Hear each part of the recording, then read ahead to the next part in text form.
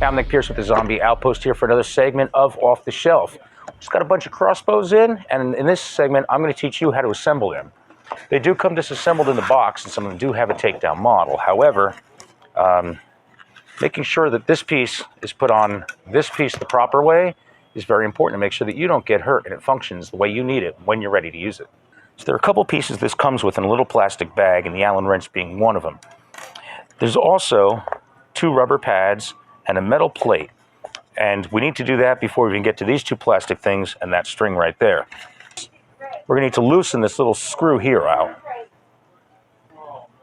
So you want to back that out. You don't need to take it all the way out, but you just need to clear the whole path in there. One rubber plate goes in the back here, and you're kind of making a sandwich in there. Your finger to kind of hold it in place. There's some white marks there that kind of guide it and hold it in. That's where you want to kind of center it on those white marks there. There's another rubber plate there. That'll just lay down in there. And there's the metal plate. The metal plate, there's a little divot in there, or a little hole, that doesn't quite go all the way through.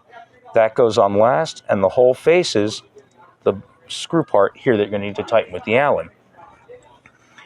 Get it finger tightened in there, get everything lined up the way it's supposed to. Apply a little pressure with your finger. Once you have it in place, you take your Allen, making sure that that screw tip is hitting that little divot on the inside of that metal plate right there. So you're making a sandwich with the bow part. Here you have your rubber plate, and then metal plate. And that keeps all the shock and absorption off the actual metal or plastic components of it, as well as the crossbow piece itself. And you have that screw that starts hitting that metal plate where that little divot that was dug out in it is. Get a little finger tightened, get everything lined up. Make sure that your position this way and that way line up with those white lines. Everything is perfectly flush and level to the outside. Then just start tightening it.